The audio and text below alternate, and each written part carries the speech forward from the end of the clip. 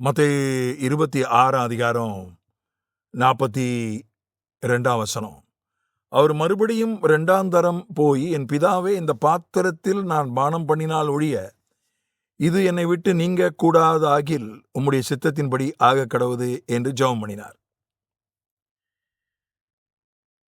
இந்த பாத்திரம் என்னை விட்டு நீங்க கூடுமானால் நீங்கும்படி செய்யும். இது முதல்ல ஜெபிக்கிறார்.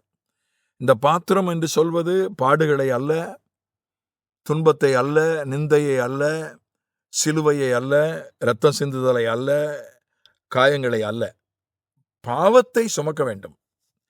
பாவம் அவருக்கு அருவருப்பு. அந்த அருவருப்பை சுமக்க வேண்டும், டன் கணக்கில் சுமக்க வேண்டும்.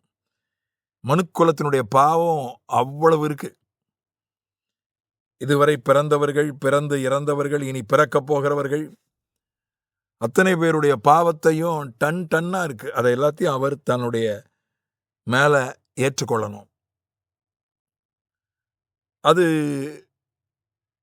அது அவருக்கு அருவருப்பு. பாவம்னாலே அவருக்கு அருவருப்பு. அந்த அருவருப்பை போய் டன் டன்னா 6 மணி நேரம் தான் மேல சுமக்கணுமே, அது அவருக்கு பிடிக்கல. அருவருப்பா இருந்துச்சு. நினைச்சாலே வாந்தி வருது. இந்த அசுத்தத்தை, இந்த அருவருப்பை 6 மணி நேரம் சுமக்கணுமா அப்படின்னு அதை நினைச்சாலே அவருக்கு பிடிக்கல. அதனாலதான் அது வேண்டாம் அப்படின்னு சொல்றாரு. அது வேண்டாம், அது நீங்க கூடுமாகில் நீங்கும்படி செய்யும். அவர் 2வது தடவை சொல்றாரு, ஒருவேளை அது நாம் பானம் பண்ணினால் ஒழிய இது என்னை விட்டு நீங்க கூடாதாகில் உம்முடைய சித்தத்தின்படி ஆக கடவுது. அதாவது 2 விஷயம் இருக்கு. ஒன்று, அந்த பாத்திரத்தை பானம் பண்ணாதபடி தவிர்த்து விடுவது. முதல் ஜெபம் அப்படிதான் பண்ணாரு. 2வது ஜெபம் என்ன பண்றாரு, அந்த பாத்திரத்தை நான் எடுத்து அதில் பானம் பண்ணினால் அது என்னை விட்டு நீங்கிவிடும். அப்ப 2வது தடவை பாவத்தை சுமக்க வேண்டியதில்லை, ஒரு தடவை தான். இந்த பாத்திரத்தில் பானம் பண்ணினால் ஒழிய இது என்னை விட்டு நீங்க கூடாதாகில் அப்படின்னா, திரும்ப திரும்ப தண்ணி குடிக்கிற மாதிரி, காஃபி குடிக்கிற மாதிரி திரும்ப திரும்ப குடிச்சிட்டு இருக்க வேண்டியதில்லை. அந்த பாத்திரத்துல இது ஒரே ஒரு தரம் பானம் பண்ண வேண்டிய பாத்திரம். இது வேண்டாம், எனக்கு அருவருப்பா இருக்கு, வேண்டான்னு சொன்னாரு. ஆனாலும் அது முன்னாலேயே நிக்குது. சரி, அதை நான் இந்த பாத்திரத்தை பானம் பண்ணிவிட்டால் அதுக்கப்புறம் திரும்ப அதை இன்னொரு தடவை பானம் பண்ண வேண்டிய அவசியம் இல்லை. ஒரே தடவை தான். அதை ஒரு தடவை நம்ம பானம் பண்ணிட்டா அதுக்கப்புறம் அந்த பாத்திரம் நீங்கிவிடும். ஆகையினால ஒருவேளை அதுதான் அப்படித்தான்னா ஓகே, நான் பானம் பண்ணி விடுகிறேன் என்று அவர் ஜெபிக்கிறார். நம்முடைய வாழ்க்கையில சில விஷயங்கள் நமக்கு பிடிக்காத விஷயங்கள், அருவருப்பா இருக்கலாம், வெறுப்பா இருக்கலாம், அது நமக்கு கசப்பா இருக்கலாம். அது வழியாய் நாம் கடந்துதான் போக வேண்டும் என்று ஆண்டவர் நியமித்திருப்பார். நம்ம ஜெபிக்கலாம். இயேசுவே ஜெபிச்சாரே, நம்ம ஏமாத்துறோம். அவருக்கு பாவம் பிடிக்கல, பாவம் அருவருப்பு. நமக்கு வேற ஏதோ அப்படி இருக்கலாம். உதாரணம் சொல்வதா இருந்தால் ஆகாரை சொல்லலாம். ஆகார சாராள் கடினமாய் நடத்தினாள். அதனால அவ என்ன சொல்லலாம், ஒரு இல் ட்ரீட்மெண்ட், ரொம்ப மனநோக நடத்துவது, மனநோக பேசுவது, கொடுமைப்படுத்துவது, அப்படி கூட நம்ம எடுத்துக்கலாம். வயிற்றில் குழந்தை இருக்கிறது, ஆனால் எஜமாட்டி ஆகிய சாராள் ஆகார கொடுமைப்படுத்துறா. அதனால இவ வீட்டை விட்டு ஓடி வந்துட்டா. வீட்டை விட்டு ஓடி போறா. ஆண்டவர் அவளை தேடி போய் அவளை தடுத்து நிறுத்தி கேட்கிறாரு, சாராயின் அடிமை பெண்ணாகிய ஆகாரே, ஆதியாகமம் 16:8, எங்கே இருந்து வருகிறா, எங்கே போகிறா என்று கேட்டார். அவள், நான் என் நாச்சியார் ஆகிய சாராயை விட்டு ஓடி வருகிறேன் என்றாள். அப்போது கர்த்தருடைய தூதனானவர், நீ உன் நாச்சியார் அண்டைக்கு திரும்பி போய் அவளின் கையின் கீழ் அடங்கியிரு.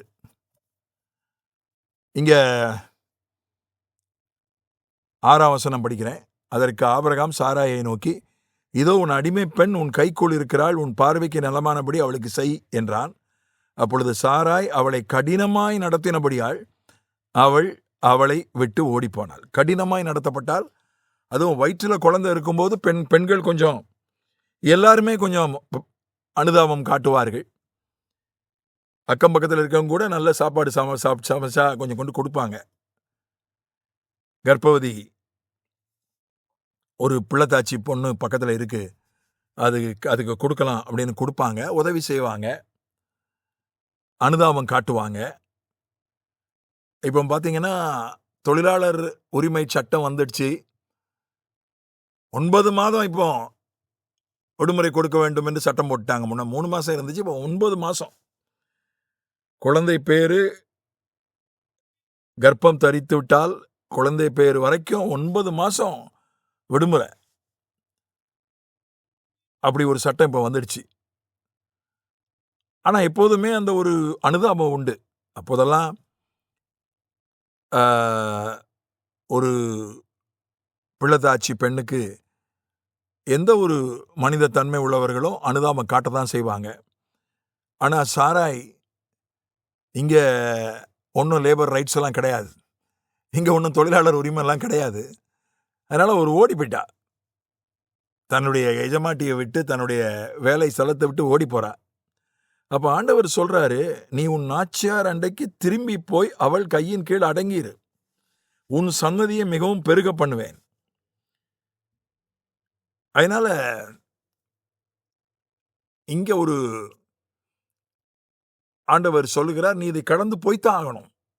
அதுக்கப்புறம் சாராள் ரொம்ப அன்பா நடத்தினா அப்படிலாம் போடப்படலை. ஆண்டவர் நீ போ, திரும்ப போ, உன்னுடைய எஜமானி உன்னை ரொம்ப அன்பாக நடத்துவாள், உன் மீது அனுதாபம் கொள்வாள் அப்படிலாம் சொல்லலை. ஆண்டவர் சொல்லலை, நீ போய் உன் எஜமானி இடத்துல அடங்கியிரு, நீ ஒரு ஆண் குழந்தையை பெறுவாய், உன்னை பெரிய சன்னதியாய் பெரிய ஜாதியாய் உன் சன்னதியை பெருக பண்ணுவேன். அவ்வளோதான் சொன்னார். நீ போன உடனே உன்னுடைய எஜமானி உன் மீது அன்பு கொண்டு உன்னை இரக்கம் காட்டி உன்னை அன்போடு நடத்துவாள், உன்னை செல்லம் கொஞ்சுவாள், உனக்கு நிறைய லீவு கொடுப்பா, உனக்கு ஓவர் டைம் கொடுக்க மாட்டா, உனக்கு நல்ல சாப்பாடு கொடுப்பா, நல்ல தங்குற இடம் கொடுப்பா. அதெல்லாம் சொல்லவே இல்லை ஆண்டவர். உன்னை திட்டமாட்டா, அன்பா நடத்துவா, சொல்லவே இல்லை. நீ போய் அடங்கிரு. அப்படின்னா என்ன அர்த்தம்? அவள் அப்படிதான் இருப்பா, உனக்கு கடினமாக தான் நடத்துவா. நீ அந்த பாதையை கடந்து போதான் ஆகணும். ஏன் கடந்து போகணும்? நீ கடந்து போனாதான் உன்னை பெரிய ஜாதியா நான் மாற்ற முடியும், உன் சந்ததியை மிகவும் பெருக பண்ணுவேன். அதுக்கப்புறம் 2வது தடவை பிரச்சனை வந்துச்சு. 2வது தடவை பல வருஷங்கள் கழித்து, ஒரு 15 வருஷம் 20 வருஷம் கழித்து ஒரு பிரச்சனை வந்துச்சு. ஈசாக்கு பிறந்துட்டான் சாராளுக்கு. ஈசாக்குக்கும் இஸ்மவேலுக்கும் ஒரு உரசல் வந்துச்சு. அப்போ வீட்டை விட்டு அவளே அனுப்பப்படுகிறாள். ஆகாரே முதல் தடவை ஆகாரே ஓடி போனாள், 2வது தடவை ஆகாரே அனுப்பப்படுகிறாள். அதனால ஒரு தடவை தான் நமக்கு பிடிக்காத ஒரு கசப்பான பாதையில கடந்து போவது, ஒரு தடவை தான். அதில் கடந்து போனாதான் அது நம்மை விட்டு நீங்கும். அதே மாதிரி சில ஆண்டவர் நமக்கு கொடுக்குற வேலைகளும் அப்படிதான். ஆண்டவர் யோனாவை பார்த்து சொன்னாரு, நீ நினிவேக்கு போனாரு. நினிவேக்கு போறது அவனுக்கு பிடிக்கல, சுத்தமா பிடிக்கல. அதனாலதான் அவன் தர்ஷீஸுக்கு போயிட்டான். அவனை மறுபடியும் புயலை அனுப்பி, அப்படியும் செத்தாலும் சாவேனை தவிர நான் நினிவேக்கு போக மாட்டேன்னா, கடல்ல தூக்கி போட்டாங்க. கடல்ல தூக்கி போட சொன்னான், செத்துடுறேன், நான் நினிவேக்கு போக மாட்டேன், செத்தாலும் சாவேனை தவிர நினிவேக்கு போக மாட்டேன். அது நினிவே மேல அவனுக்கு கொஞ்சம் கூட பிடிக்கல. ஆகார் கூட அவ்வளோ பிடிவாதமா சொல்லலை, என்ன திரும்ப அந்த ராட்சசிக்கிட்டே அனுப்புறீங்க ஆண்டவரே, அவ பிள்ளைத்தாச்சின்னு கூட கருணை காட்டாத ராட்சசி, அவகிட்டே என்னை அனுப்புறீங்க, என்னை சாவடிச்சிரும்னு அவ சொல்லலை. திரும்பி போயிட்டு ஆகார். ஆனா யோனா ஜெபம் பண்ண மறுத்தான், கடல்ல தூக்கி போட சொன்னான், செத்துருவேன், நினைவேக்கு போக மாட்டேன், செத்துடுறேன்னா. ஆனா ஆண்டவர் அவனை சாக விடலை. அவனை மீன் வயிற்றுல வச்சு செஞ்சாரு. மீன் வயிற்றுல 3 நாள். அதுக்கப்புறம் மறுபடியும் சொல்றாரு, நினிவேக்கு போன்றாரு. அதுக்கப்புறம் முடியாம, நான் போறேன் ஆண்டவரே, நினிவேக்கு போறேன்ட்டான். அவனை போட்டு நெருக்கிட்டாரு மீன் வயித்துல வச்சு. அவன் போறேன்ட்டான். அப்புறம் மறுபடியும் நினிவேக்கு போன்னு சொன்னாரு. நினிவேக்கு போனா, ஊழியம் பண்ணா. அவங்க மனம் திரும்பிட்டாங்க. அதுல அவனுக்கு சில பிடிக்காத காரியங்கள், சில கசப்பான மனசாபமான காரியங்கள் நடந்தன. அதுக்குள்ள நம்ம போறதில்ல. சில நேரங்கள்ல நம்ம பிடிக்காத ஒன்றை ஆண்டவர் நம்மை செய்ய சொல்கிறார். விடமாட்டுக்கிறாரு. நான் செத்துருவேன்னா கூட விடமாட்டுக்காரு. சாவையும் விடமாட்டாரு. அதை நீ செஞ்சுதான் ஆகணும்னு நம்மளை போய் போட்டு நெருக்கி கொண்டு போய் செய்ய வச்சிருவாரு. அது மாதிரி சில பாதைகள், சில கடினமான பாதைகள் நம்ம விட்டு ஓடி வந்தா கூட, என் வாழ்க்கையில அப்படின்னா ஓடி போறவனாவே இருந்தேன். கடினமான பாதை, நான் ஓடி போயிடுவேன். ஆண்டவர் அப்படி இல்லை. அந்த பாதைகளெல்லாம் கடந்து போனதுனால தான் இந்த அளவுக்கு ஒரு ஆவிக்குரிய நிலைமைக்கு வர, ஊழிய நிலைமைக்கு வர ஆண்டவர் உதவி செய்தார். சில காரியங்கள் நம்ம அந்த பாதையில கடந்து ஒரு தடவை கடந்து போயிட்டாலே போதும். திரும்ப திரும்ப ஒரு தடவை போய் நினிவேல பிரசங்கம் பண்ணா போதும். ஒரு தடவை அந்த ராட்சசி, இந்த கொடுமைக்காரி, அந்த எஜமானிக்கு கீழே ஒரு தடவை அடங்கி இருந்தா போதும். அதுக்கப்புறம் ஆண்டவர் பார்த்துக்கிடுவார். அதனால இந்த பாத்திரம் நீங்கும்படி செய்யும், உமக்கு சித்தமானால் நீங்கும்படி செய்யும் என்று ஜெபிப்பதில் தப்பில்லை. ஆனால் அந்த பாத்திரத்தில் பானம் பண்ணினால்தான் அது நீங்கும் என்றால் அதை ஏற்றுக்கொள்வோம், விடுதலை பெறுவோம், ஆசீர்வதிக்கப்படுவோம்.